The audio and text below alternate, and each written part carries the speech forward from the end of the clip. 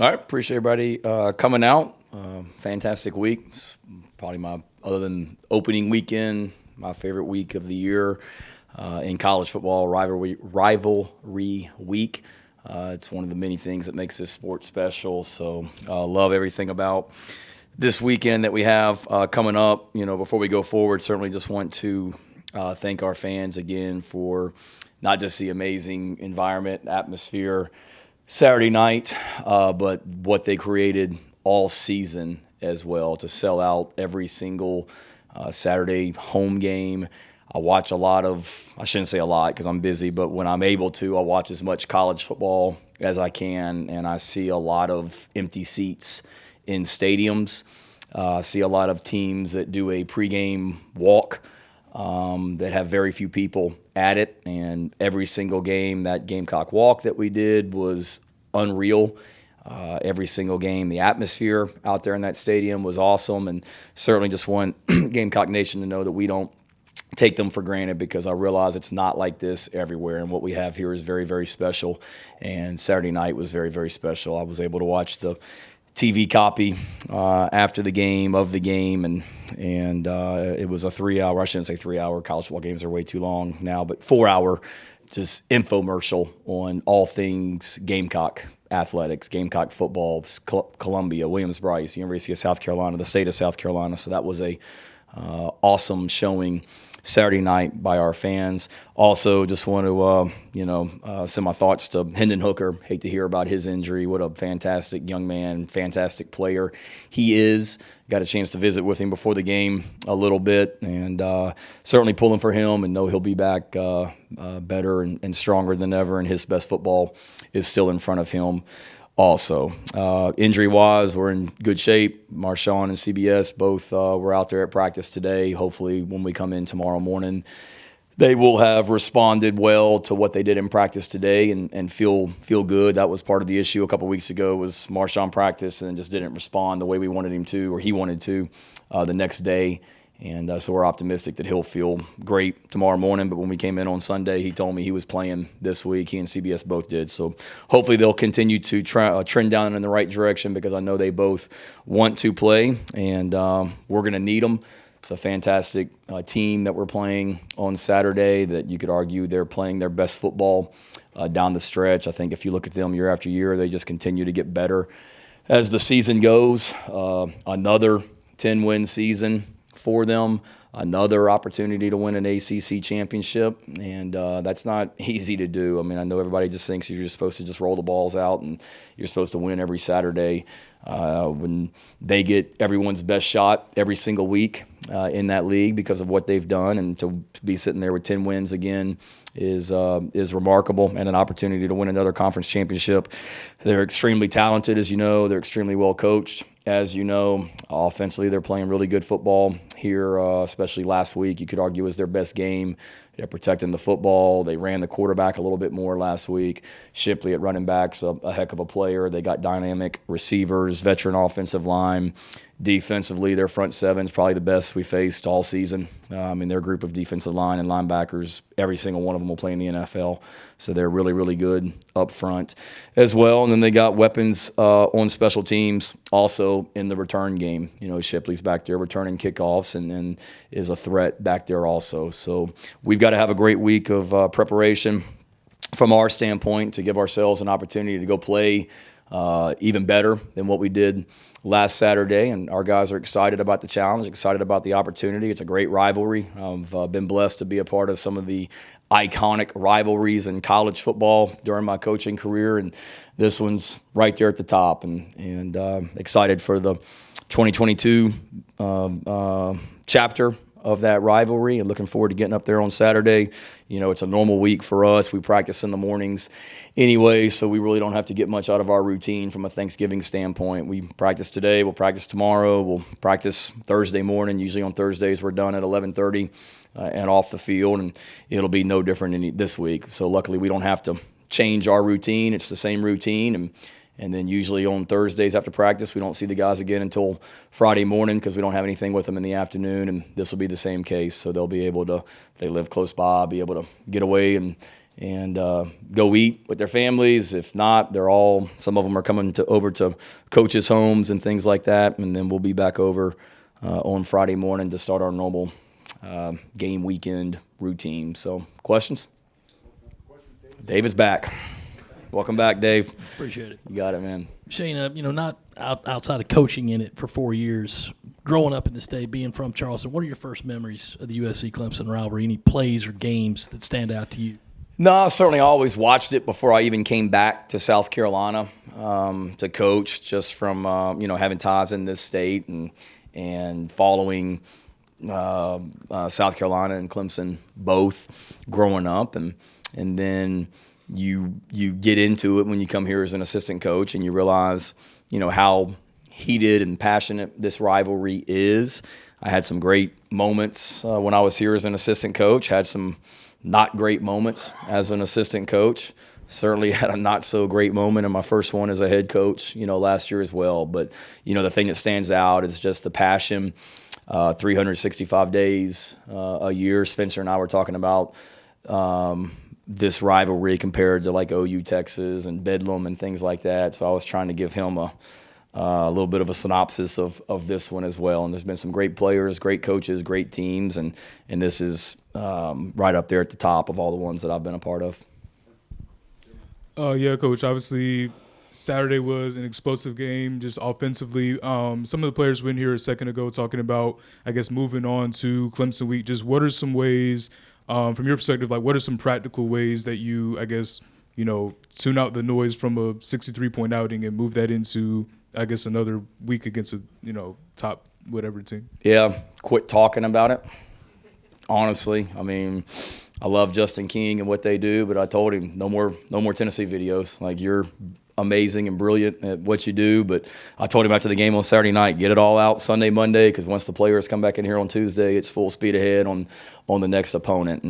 And with the players, told about their practice today. They went to class on Monday and everybody was patting them on the back. Well, the Tuesday classes are different, so they're seeing those classmates for the first time since Saturday. So everybody will be patting them on the back, and told them the same thing, politely thank them, but we're moving on. And we didn't do a great job of that last year, honestly. We had an unbelievable home win against Auburn in 2021 and got bowl eligible.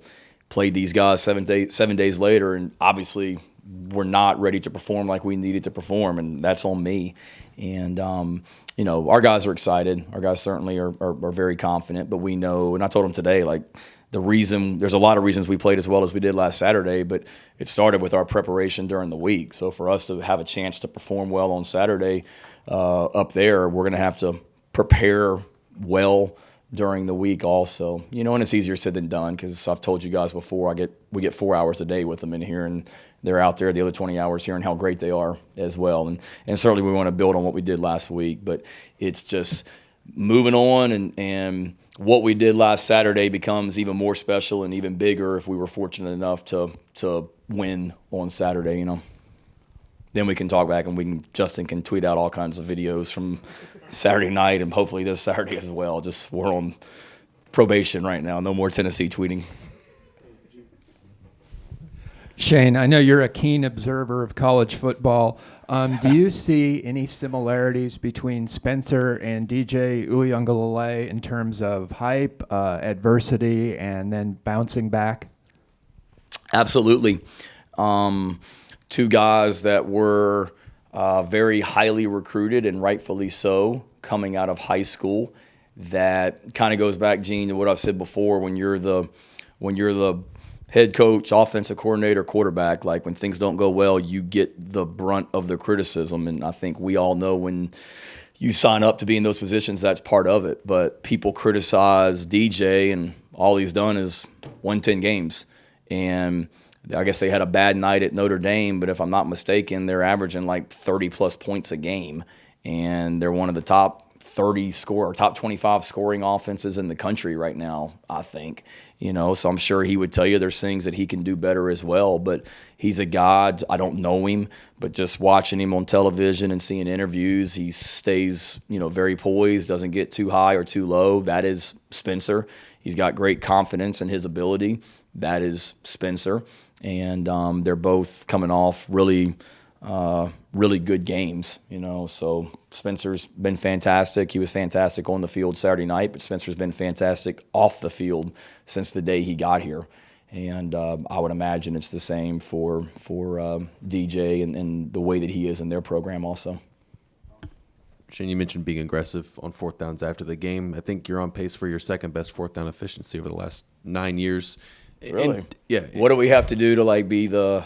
Come on, Colin. Ooh, I got the spreadsheet right here. All right. So what's our percentage got to be? You got to increase it by 3%. Okay. Move All up right. at Goals. least 1%. Yeah. All right.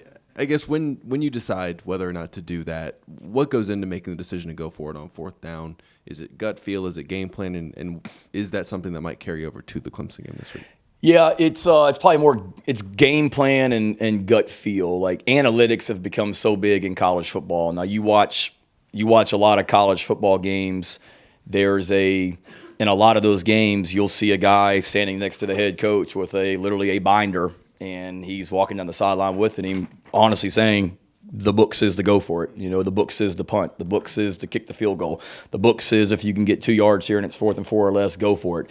And I'll certainly look at that. I mean, we subscribe to analytics, and I read a lot of their write-ups during the week and things like that, just trying to I love information, so I'm not knocking it. But for me, we don't go by the book necessarily, but it's more opponent, game plan, gut feel, to be honest with you. I told the team on Friday night last week, we're not going to punt 5 times on. I think I told you guys in the post-game press conference, we're not going to punt a lot on 4th and manageable tomorrow night. That was strategically something I felt we needed to do to keep their. You're not going to beat Tennessee punting to them 6 times. Your defense is going to be out there too many plays.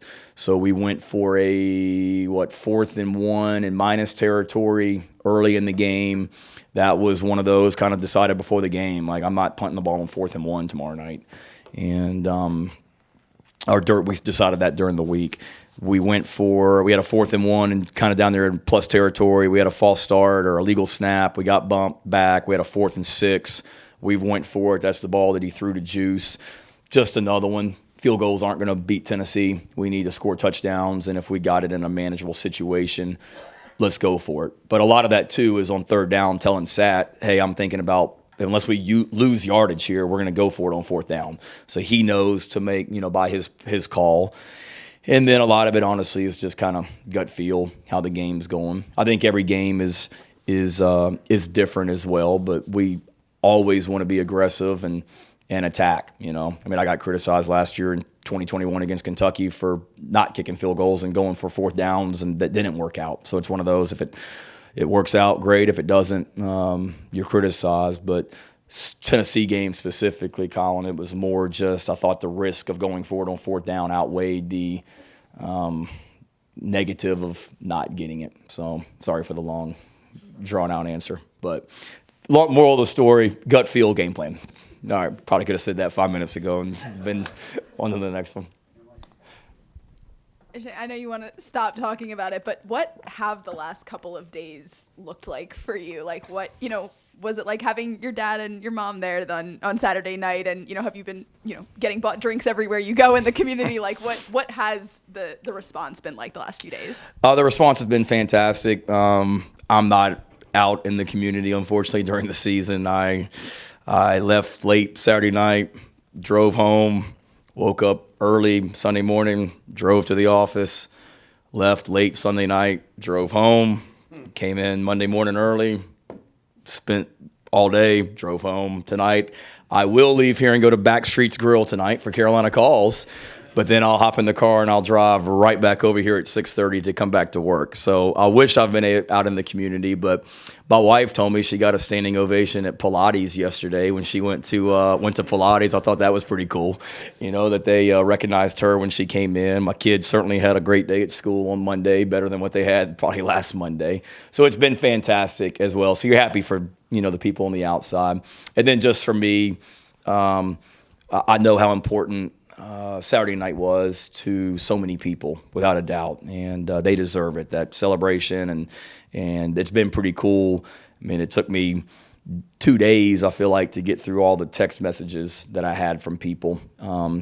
congratulating me, but especially the ones that were lifelong Gamecock fans that talked about how much Saturday night meant to them for so many reasons. That was, pretty cool and very rewarding, but it's also one of those, you got to put the phone down and you got to get to work on Clemson pretty quickly as well, because it's week to week in this profession as well, and last Saturday was really good, but this Saturday is a new week also, but very special and very rewarding for sure.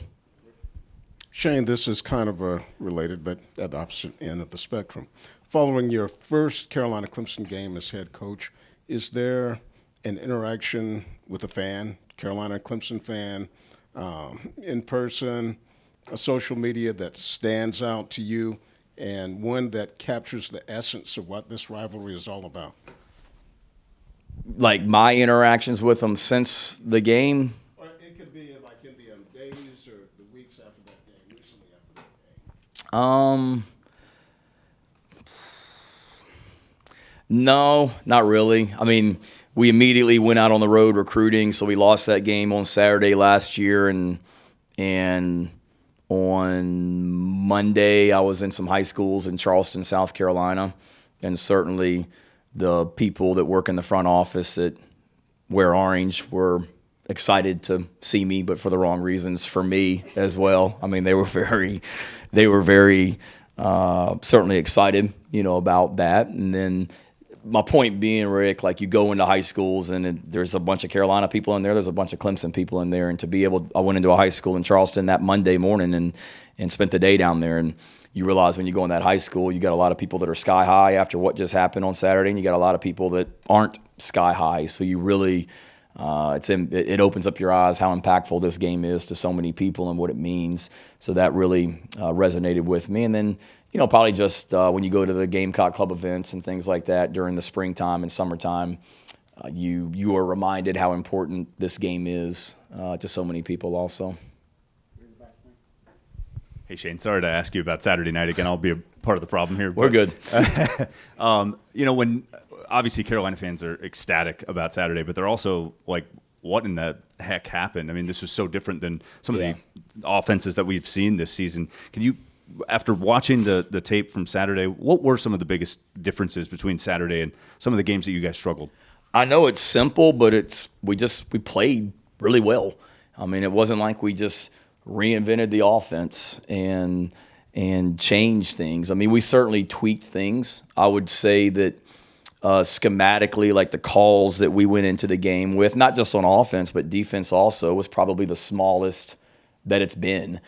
And it wasn't like that much smaller. It wasn't like we went from saying, okay, we're going to have a game plan against Florida that's got 80 plays in it on offense and we're only going to have 30 against Tennessee. It wasn't that. I mean, it was just really narrowing down what we were doing, really, making ourselves, the less you do, the more looks you can rep it against in practice and things like that. So I think that was critical.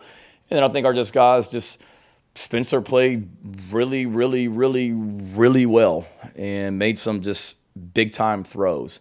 But it wasn't like a lot of just new plays. I mean, the last touchdown to Jalen Brooks was literally the exact same play that we got criticized on for calling against Georgia on fourth down after the incident down there in the end zone. The exact same play. Exact same. Against Georgia, we throw it a little bit behind Jalen Brooks on fourth down, and it's a PBU, and it's the dumbest call that anybody could make on a fourth down. We call it against Tennessee. Spencer puts it right on the money. Jalen outruns them, and he goes and scores a touchdown. So it was just we when I come in here on Tuesdays and after a bad performance and I talk about we were close and it wasn't maybe as bad as it looked and we know what to correct, I'm not just giving you guys like coach speak. That's really true. And Spencer was really, really accurate, and our guys played with confidence. The offensive line played great and allowed Spencer to get comfortable, back there as well. And we fed off the energy of the crowd. But a lot of the plays that we ran we did some different things with DK and stuff like that. But the first third down to Kenyon that he caught over there on the sideline, we called the exact same play on the fourth down that Juice caught. And third down before, he throws it to Kenyon. The fourth down, he throws it to Juice, And so it wasn't like we were just doing a bunch of new stuff. I mean, it's stuff that we did. We executed better on Saturday night, and we'll have to do that again on Saturday too. Shane, I know you could, I guess, potentially have Spencer for 2 more years with his eligibility and all, but when you look at a guy like Spencer, when NFL teams ask about him, what is a team getting in Spencer Rattler as a quarterback? They're getting a fantastic human being, first of all. They're getting a great teammate. They would be getting a guy that works really, really hard, and during the week to be his very best on Saturday. A guy that understands, okay, maybe I don't understand this quite as well, or maybe I don't do this as well as I want to, and works really, really hard to improve on those things. And then they would be getting a guy with just unbelievable talent. I mean, he made some,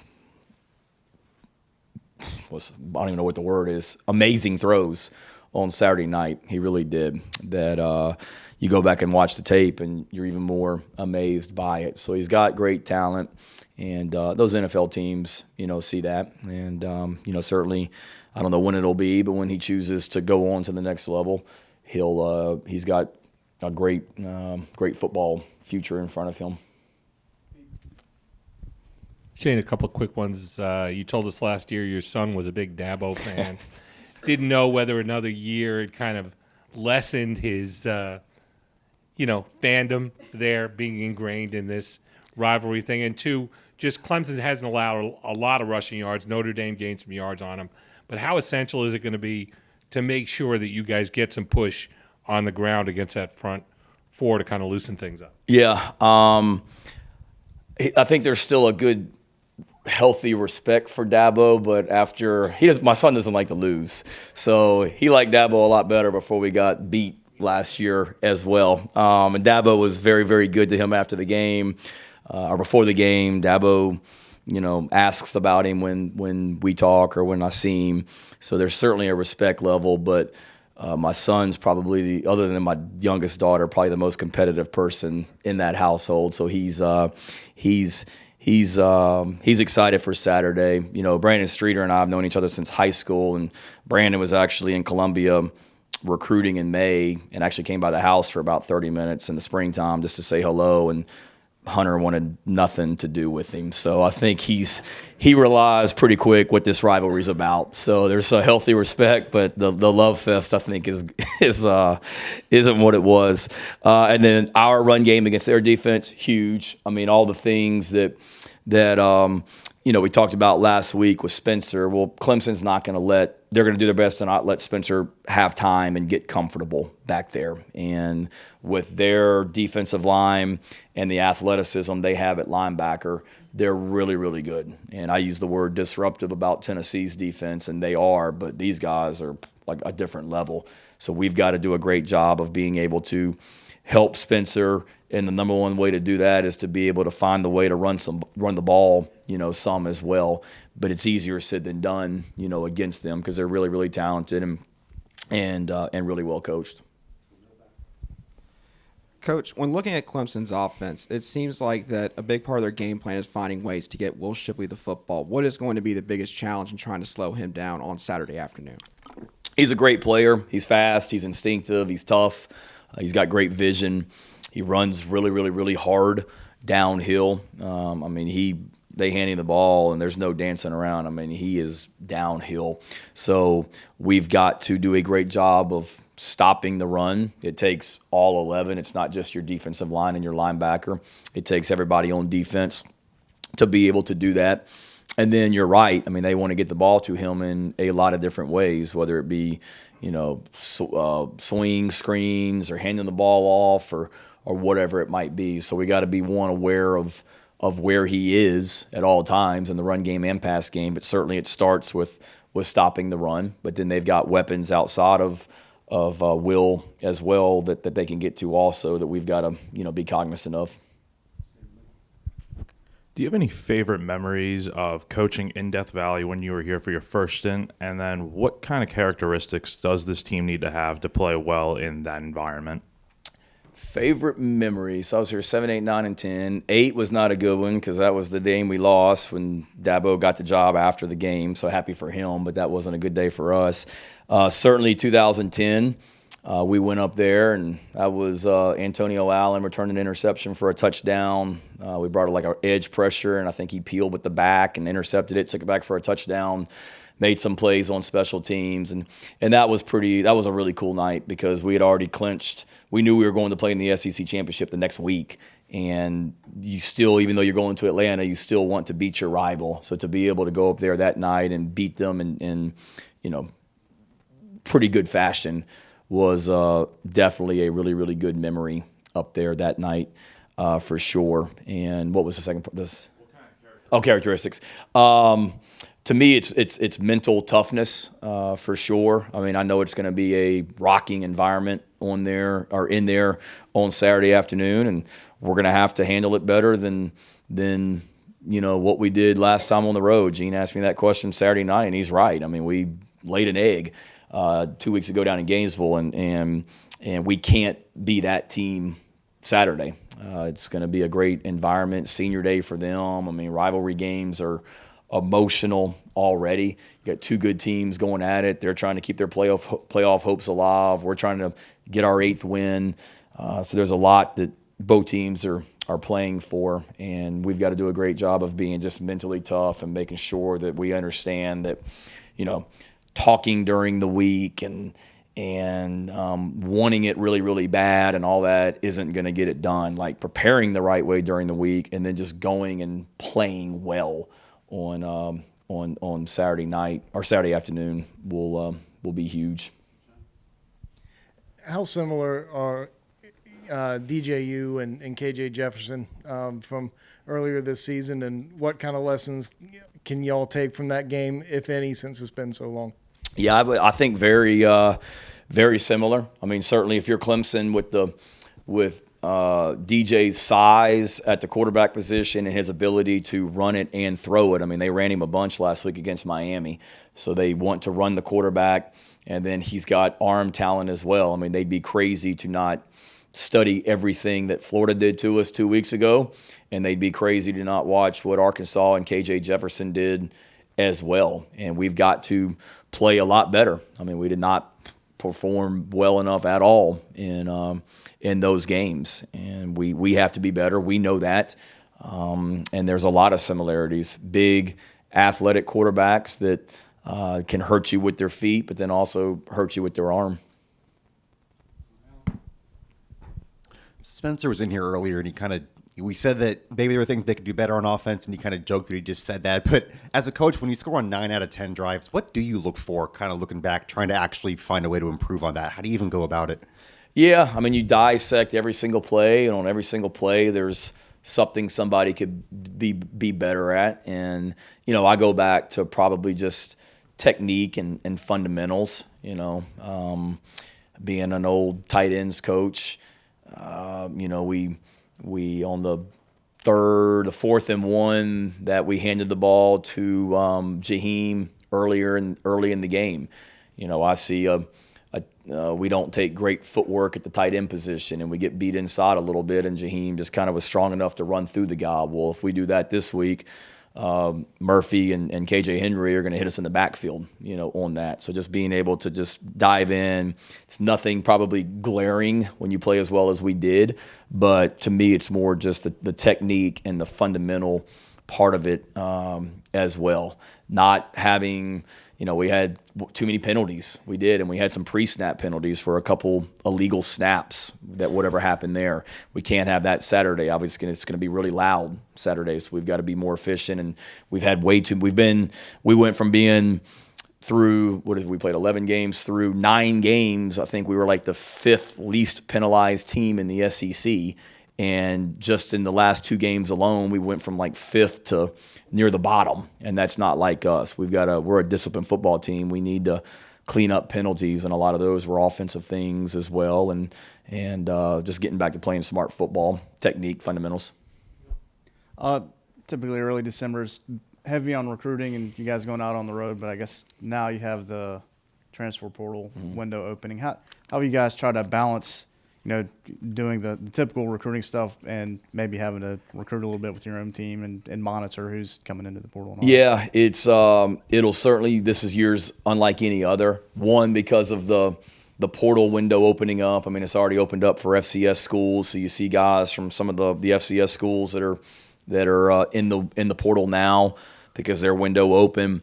Ours opens up next week as well, and that adds a different element to it as well. Not to mention the recruiting calendar is a little bit different this year as well. Normally we would play this game on Saturday, and if I wanted to be in someone's home on a recruiting visit Sunday morning, I could be.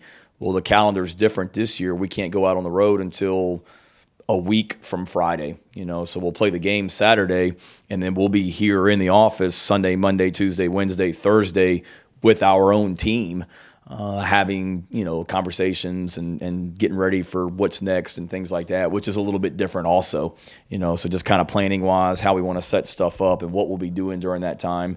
And then hitting the road recruiting for really an extra week this year as well, or a later week, I should say. You're going out basically a week later, but you get off the road a week later. So really it kind of affects looking long term, it affects your bowl game prep a little bit as well, because we're on the road one week later in December than what we were last year. So, getting ready for a bowl game along with recruiting is a little bit different as well. So we've got to be very organized. We've talked about that with our recruiting department and staff. We got to do a great job of that, being very organized, because it is different this year than any other year previously for a lot of different reasons. Coach, Clemson has 10 fumbles and 12 turnovers overall in their last 3 games. Is that something in game planning with the defense that factors in? Maybe it makes you pin your ears back a little bit more, be more aggressive, knowing that they might be vulnerable to those turnovers? Yeah, it's something that we look at every week. They would say the same thing about us, looking at us, because we've turned it over way too many times, and we didn't the other night, and that was huge. And that's one of the things I said I wasn't going to talk about last week, but that was one of the things that we're proud about is, it wasn't like a turnover fest and we just feasted on turnovers. Tennessee had the one, but other than that, nobody turned the ball over, us included, and we lined up and beat them. And that's something that we can build on. We spent a lot of time on turnovers and emphasizing creating them, but also preventing them as well with our ball security. But it'll be critical this Saturday as well. But certainly when we see a team that, has turned the ball over, or maybe it's something you always look at on tape. Hey, this guy carries the ball really, really loose, or this guy's put the ball on the ground a lot this year. Let's really be even more aggressive about attacking that thing when we tackle him. And it's things that we talk about in practice all the time. So yeah, it's something that is always an emphasis, for us, but something that we know is going to be really, really, really critical this Saturday, because I know Clemson's really, really good when they win the turnover margin historically, and I know we've been really, really, really good when we win the turnover margin since I've been here as well. So we need to do that Saturday. We didn't do it last year against them, that's for sure. All right, see y'all at Carolina Calls tonight at Backstreet's Grill, right, Liz? All right, 6 o'clock. Thank y'all.